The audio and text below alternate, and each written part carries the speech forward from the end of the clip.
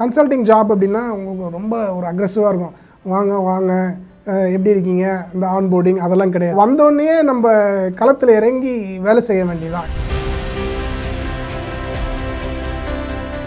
9லேருந்து 10க்கு meeting, 10லேருந்து 11க்கு இன்னொரு meeting, 11 to 12 இன்னொரு meeting. So வாழ்க்கையே மீட்டிங்கில் தான் போயின்னு இருந்தது. அடிப்படையிலே கொஞ்சம் மாற்றம் வரணும் அப்படின்னு சொல்லிட்டு நினைக்கிறேன். ஆக்சுவலாக ஸ்கூலில் கூட இந்த மாற்றங்கள் வரலாம். அதாவது ஒரு மீட்டிங் எப்படி இருக்கணும் அப்படின்றத ஸ்கூல்லேயே கூட சொல்லித்தரலாம். இது ஆக்சுவலி ஹெல்ப். டாக் இல்லாமல் மீட்டிங் வைக்காதீங்க. ஒருவேளை உங்கள் மேனேஜர் டாக் இல்லாமல் மீட்டிங் வச்சாருன்னா தைரியமாக கேளுங்க, என்ன மீட்டிங், எதை பற்றி. இப்படி தான் யூ கேன் பி ப்ரோஆக்டிவ்.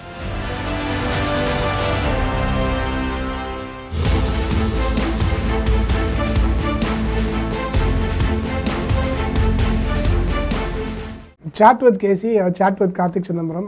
எப்படி இருக்கீங்க?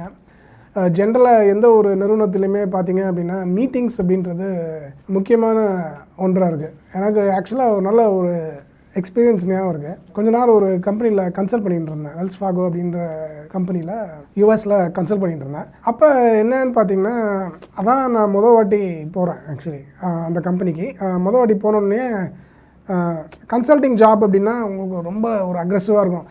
வாங்க வாங்க எப்படி இருக்கீங்க, இந்த ஆன்போர்டிங் அதெல்லாம் கிடையாது. ஏன்னா நம்மளை வந்து ஒரு கன்சல்டண்ட்டாக ஹையர் பண்ணுறாங்க.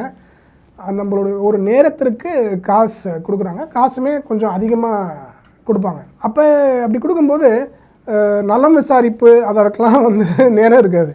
ஸோ வந்தோடனே நம்ம களத்தில் இறங்கி வேலை செய்ய வேண்டியதான். ஏன்னா ஒவ்வொரு மணி நேரத்திற்கும் அவங்க நமக்கு பே பண்ணணும். அப்போ என்னாச்சு அப்படின்னு பார்த்தீங்கன்னா, அகைன் நான் வந்து அப்போ தான் படித்து முடிக்கிறேன். அந்தளவுக்கு எக்ஸ்பீரியன்ஸ்லாம் எனக்கு கிடையாது.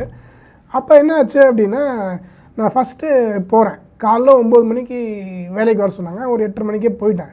9லேருந்து 10க்கு மீட்டிங், 10லேருந்து 11க்கு இன்னொரு மீட்டிங், 11 to 12 இன்னொரு மீட்டிங். லஞ்சு சாப்பிடக்கூட நேரம் இல்லை. அப்போவே சாப்பிட்டுக்கினே தான் மீட்டிங் அட்டெண்ட் பண்ணோம். நீங்கள் நம்ப மாட்டீங்க, கிட்டத்தட்ட ஆல்மோஸ்ட் ஒரு 3 மணி வரைக்கும். அதாவது கேலண்டர் இன்வைட் தானே, டக்குன்னு நம்மளை மீட்டிங்லேயே, இது நடந்து கொஞ்சம் நாள் ஆகுது, மீட்டிங்லேயே ஆட் பண்ணிட்டுருப்பாங்க. அப்போ ஃபுல்லும் மீட்டிங்லேயே இருந்தோம் அப்படின்னா நமக்கு வேலை செய்கிறதுக்கு எங்கே நேரம் இருக்கும் அப்படி கொஞ்சம் யோசிச்சு பார்க்கணும். அதுக்கப்புறம் தான் தெரிஞ்சது, அதுக்கப்புறம் நம்ம வீட்டுக்கு வந்து வேலை செய்யணும் அப்படின்னு சொல்லிட்டு. அப்போ வீட்லேயும் நைட்டு ஒரு வரேன் வீட்டுக்கு அப்படின்னா நைட் ஒரு 10 மணிக்கு கால் அடிப்பாங்க. அப்போ வாங்க லெட்ஸ் கெட் ஆன் ஹடல்னு இப்போ சொல்கிறோம் இல்லையா, லெட்ஸ் கெட் ஆன் டீம் கால்னு சொல்லிட்டு அப்போ ஒரு மீட்டிங். ஸோ வாழ்க்கையே மீட்டிங்கில் தான் போயின்னு இருந்தது. இப்போ ஜென்ரலாக பார்த்தீங்கன்னா, இப்போ நம்மளுமே வந்து முன்னாடிலாம் என்ன பண்ணிக்கிட்டு இருந்தோம் அப்படின்னா, இப்போ ஒரு மீட்டிங் அட்டென்ட் பண்ணுறோம் அப்படின்னா, சரி வாங்க இப்போ 9 மணிக்கு மீட்டிங்கா, சரி 9 மணிக்கு வந்துடலாம் அப்படின்னு சொல்லிட்டு அந்த 9 மணிக்கு டீம் மீட்டிங்க்கு எல்லாருமே வந்துடுவாங்க. வந்துட்டு தான் என்னென்ன டிஸ்கஸ் பண்ண போகிறோம் அப்படின்றதெல்லாம் நம்ம பேசுவோம். இப்போ இதே நம்ம கம்பெனி வைஸாக பார்த்துட்டு இருக்கோம். இதே இப்போ ஸ்கூல்லையுமே பாருங்களேன். இப்போ ஸ்கூலில் வந்து இப்போ சில சமயம் ஆன்லைன் கிளாஸ்லாம் நடக்குது. அப்போ ஜூம் மீட்டிங்கில் பசங்களாம் நிறைய பேர் இருக்காங்க. கிட்டத்தட்ட இப்போ 9 மணிக்கு ஆரம்பிக்க வேண்டிய மீட்டிங் சில சமயம் 9 மணிக்கு ஆரம்பிக்காது, 9:15 ஆரம்பிக்கும். கால் பண்ணி இப்போ நீ மீட்டிங் ஜாயின் பண்ணிட்டியா அப்படின்ற கேட்குற நிலமெல்லாம் இருக்கும். அதற்கப்புறம் பசங்களாம் வந்து கூட்டிகிட்டு அதுக்கப்புறம் தான் எல்லாத்தையும் பேசி ஒரு 10 மணிக்கு முடிய வேண்டிய மீட்டிங் 11 மணிக்கு ஆகும். சில சமயம் நைட்லாம் லேட் ஆச்சுன்னா வீட்டில் கூப்பிடுவாங்க, தூங்குப்பா. இல்லை நான் மீட்டிங்கில் இருக்கேன் அப்படின்னு சொல்லிட்டு சொல்கிறதெல்லாம் நம்ம எல்லார் வீட்லேயும் தான் நம்ம இதை எக்ஸ்பீரியன்ஸ் பண்ணுறோம். பட் ஆனால் என்ன அப்படின்னா, நான் இதை வந்து கொஞ்சம் ஓரளவுக்கு அடிப்படையிலே கொஞ்சம் மாற்றம் வரணும் அப்படின்னு சொல்லிட்டு நினைக்கிறேன். ஆக்சுவலாக ஸ்கூலில் கூட இந்த மாற்றங்கள் வரலாம். அதாவது ஒரு மீட்டிங் எப்படி இருக்கணும் அப்படின்றத ஸ்கூல்லேயே கூட சொல்லித்தரலாம். இது ஆக்சுவலி ஹெல்ப். ஏன்னா இப்போ பசங்களே நிறைய பேர் வந்து ஜூம் மீட்டிங் பண்ணிகிட்டு இருக்காங்க. பட் எனிவே நம்ம திரும்ப ஒர்க்குக்கு வருவோம். ஸோ இப்போ நம்மளுமே இப்போ நம்ம நிறுவனத்தில் என்ன பண்ணோம் அப்படின்னா, இது மாதிரி தான் மீட்டிங் நடத்திக்கிட்டு இருந்தோம். ஓகே, ஸோ இது மாதிரி ஒரு மீட்டிங் வைக்கிறோம். அதுக்கப்புறம் மீட்டிங்கில் தான் உட்காந்து எல்லாத்தையுமே டிஸ்கஸ் பண்ணுவோம். அது மாதிரி அப்போ ஒரு மணி நேரம் நடத்த வேண்டிய மீட்டிங் சில சமயம் 1.5 மணி நேரம் போகும். அதுக்கப்புறம் அது ஸ்பில் ஓவர் ஆகி I'm running late on the other meeting சொல்லிட்டு அடுத்த மீட்டிங்கும் டிலே ஆகும். இது மாதிரி போய்கிட்டு இருக்கோம். அப்போ நான் என் நண்பர் ஒருத்தரோட பேசிகிட்டு இருந்தேன். ஹாஸ்டலில் அவங்க வீட்டில் பேசிகிட்டு இருக்கும்போது, அவர் அமேசானில் ஒர்க் பண்ணுறாரு. அதாவது அமேசானில் ஒர்க் பண்ணுற ஒரு 4-5 ஃபேமிலிஸ் வந்திருந்தாங்க. ஸோ அவங்களோட பேசிகிட்டு இருக்கும்போது திடீர்னு அவங்க அமேசானோட கல்ச்சர் பற்றி பேசிகிட்டு இருந்தாங்க. அப்போ வந்து அமேசானில் வந்து ரொம்ப ஒரு பெரிய ஒரு ரைட்டிங் கல்ச்சர் இருக்குது. அதாவது எழுதி கையே வலிக்கிற அளவுக்கு எழுதணும் அப்படின்ற மாதிரி அவங்க சொன்னாங்க. என்னதுங்க அது ரைட்டிங் கல்ச்சர் அப்படின்னா, இப்போ நம்ம ஒரு மீட்டிங்க்கு போகிறோம் அப்படின்னா, அகெயின் எல்லா மீட்டிங்லையும் இது சாத்தியப்படாது, பட் ஒரு 90% ஆஃப் த மீட்டிங்ஸில் கண்டிப்பாக சாத்தியப்படும். அதாவது எதை பற்றி பேச போகிறோம், என்னென்ன பண்ண போகிறோம் அப்படின்றத ஏற்கனவே எழுதுங்க. கையில் எழுதி அதை வந்து எல்லாருக்கும் அனுப்பிச்சிருங்க. இப்போ ஒரு மீட்டிங்கில் ஒரு 5 பேர் 10 பேர் இருக்காங்க அப்படின்னா, இப்போ நமக்கு மீட்டிங் வந்து தேர்ஸ்டே நடக்குது. அப்போ ஒரு வாரத்துக்கு முன்னாடியே இல்லைனா மண்டே இல்லைனா எவ்வளோ சீக்கிரம் முடியுமோ அனுப்பிச்சிட்டு டிஸ்கஸ் பண்ணுங்கள். அந்த டாக்குமெண்ட்டில் இப்போ கூகுள் டாக்ஸ்லாம் இருக்குது, இல்லைனா மைக்ரோசாஃப்டோடைய டாக்ஸ்லாம் இருக்கு இல்லையா, ஸோ எல்லாத்தையுமே டிஸ்கஸ் பண்ணுங்கள் அந்த இதுலேயே. அப்படி டிஸ்கஸ் பண்ணும்போது எழுதுங்க. இப்போ அப்படி எழுதும்போது இப்போ நான் இந்த வர தேர்ஸ்டே அன்றைக்கி ஒரு மீட்டிங் இருக்குது அப்படின்னா, நமக்கு அந்த மீட்டிங் எதை பற்றி அப்படின்றது அந்த மீட்டிங் போகிற வரைக்கும் தெரியாமல் இருக்காது, ஏற்கனவே நமக்கு தெரியும். அப்போ அந்த மீட்டிங்கில் என்னென்ன டிஸ்கஸ் பண்ண போகிறோன்றதும் ஏற்கனவே நமக்கு தெரிஞ்சிடும். அப்போது ஒவ்வொருத்தவங்களுடைய தாட் ப்ராசஸுமே தெரியும். அப்படி பண்ணும்போது அந்த மீட்டிங் இன்னும் நல்லா ப்ரொடக்டிவ் ஆகும் அப்படின்னு சொல்லிட்டு அது மாதிரி சொன்னார்.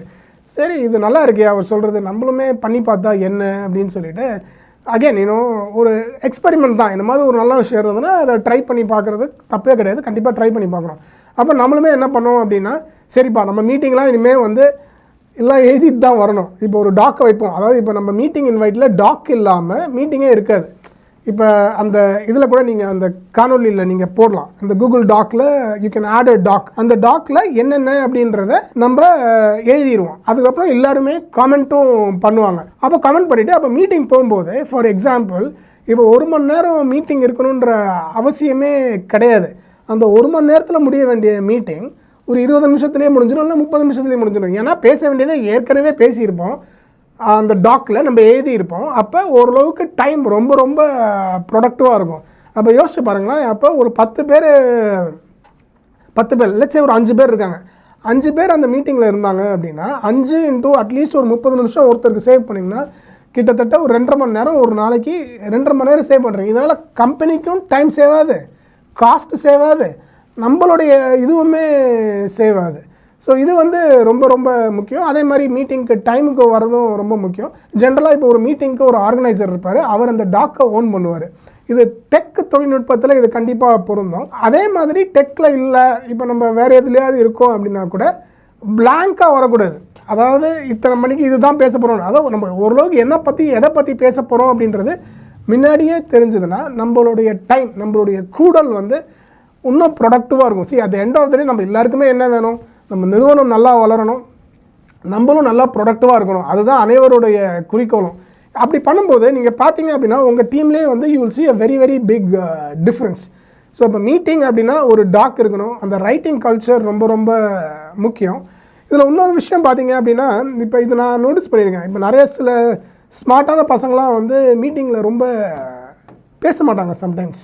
ஓகே, ஏன்னா அனைவருமே வந்து பேசக்கூடிய திறன் இருக்காது இல்லையா, ஆனால் அவங்களுக்கு நிறைய நாலேஜ் இருக்கும். அப்போ அதை எப்படி ஹேண்டில் பண்ணுறது அப்படி கூட நான் யோசிச்சிருக்கேன் சில சமயம். இப்போ ஃபார் எக்ஸாம்பிள் இப்போ கான்ஃபரன்ஸ் ரூமில் இருக்கீங்க, இல்லைனா இப்போ ஜூமில் இருக்கீங்க, இப்போ ஒரு 5 பேர் இருக்கீங்க, இல்லை 8 பேர் இருக்கீங்கன்னு வச்சுங்களேன். இப்போ அந்த டாக்கை வச்சு மீட்டிங்லாம் வச்சுட்டு கரெக்டாக பண்ணிடுறீங்க, என்னென்ன பண்ணணும் அப்படின்றது தெரிஞ்சிருது. இப்போ டிஸ்கஸ் பண்ணிட்டு இப்போ 2 பேரே பேசிகிட்டு இருக்காங்க. ஓகே, அப்போ இன்னொரு 2 பேர் பேசாமல் இருக்காங்க. அப்போ நம்ம என்ன பண்ணலாம் அப்படின்னா, அவருடைய பேரை கூப்பிட்டு ஃபார் எக்ஸாம்பிள் சுந்தர் நீங்கள் என்ன நினைக்கிறீங்க அப்படின்னு அவர் கேட்கும்போது அவர் என்ன மாதிரி ஒரு தாட் சொல்லுவார். அவர் அப்போ சொல்லும்போது அது வந்து ஓரளவுக்கு ஒரு ஐ ஓப்பனிங்காக இருந்திருக்கும். இது மாதிரி நாங்கள் நிறைய வாட்டி நான் எக்ஸ்பீரியன்ஸ் பண்ணியிருக்கேன். இப்போ ஒரு கான்ஃபரன்ஸ் ரூமில் உட்காந்து ஒரு 8 பேர் பேசும்போது you make sure everybody is heard. Okay, ஏன்னா யார்கிட்ட என்ன திறமை இருக்கும் அப்படின்னு சொல்லிட்டு நமக்கு தெரியாது. அதே மாதிரி இன்றைக்கி கொஞ்சம் திறமை கம்மியாக இருந்தால் கூட கொஞ்சம் நாள் கழிச்சு திறமையாக வளர்த்துக்கிட்டு இருந்திருப்பாங்க, ரைட்? ஸோ இப்போ you can just go over the room and say what, நீங்கள் என்ன நினைக்கிறீங்க அப்படின்றது. அப்போ அது கைண்ட் ஆஃப் இன்க்ளூசிவ் மட்டுமே கிடையாது, உங்களுக்கு இன்னும் கொஞ்சம் நிறையா ஐடியாஸும் இருக்கும். ஸோ அடுத்த வாட்டி இப்போ நீங்கள் அந்த மாதிரி மீட்டிங் போனீங்க அப்படின்னா எழுதுங்க. டாக் இல்லாமல் மீட்டிங் வைக்காதீங்க. ஒருவேளை உங்கள் மேனேஜர் டாக் இல்லாமல் மீட்டிங் வச்சார்னா இந்த மீட்டிங் எதை பற்றி நம்ம ஏன் ஒரு டாக் க்ரியேட் பண்ணக்கூடாது? அகைன் நம்ம மேனேஜருக்கும் நம்ம சொல்லித்தரலாம். ஓகேவா, மேனேஜருக்கும் என்ன தேவை, அவர் நம்மகிட்ட இருந்து கற்றுக்கணும் அப்படின்றது தான் அவருமே எதிர்பார்ப்பார், ஒரு நல்ல மேனேஜராக இருந்தால். இப்போ உங்கள் மேனேஜர் வந்து உங்களை மீட்டிங் கூப்பிட்றாரு, வாப்பா 8 மணிக்கு மீட்டிங்னா தைரியமாக கேளுங்க, என்ன மீட்டிங்கு, எதை பற்றி, நான் இந்த டாக் க்ரியேட் பண்ணியிருக்கேன், இதை வந்து ஃபில் பண்ணி அனுப்பிச்சி விடுங்க, எல்லாருமே ஃபில் பண்ணுவோம், இல்லை நீங்கள் ஸ்டார்ட் பண்ணலாம். இப்படி தான் யூ கேன் பி ப்ரோஆக்டிவ். இந்த காணொலி உங்களுக்கு பயனுள்ளதாக இருந்திருக்கும்னு நினைக்கிறேன். நன்றி. வணக்கம் சாட் வித் கேசி நண்பர்களே. நான் கேசி கார்த்திக் சிதம்பரம். வாரம் என்ன பாதிக்கிற விஷயங்களை கைப்பட கடிதமாக எழுதுகிறேன். ஒவ்வொரு ஞாயிற்றுக்கிழமையும் சமூக ஊடகங்களில் வெளியாகும் ஞாயிறு கடிதத்தை மறக்காமல் வாசிங்க.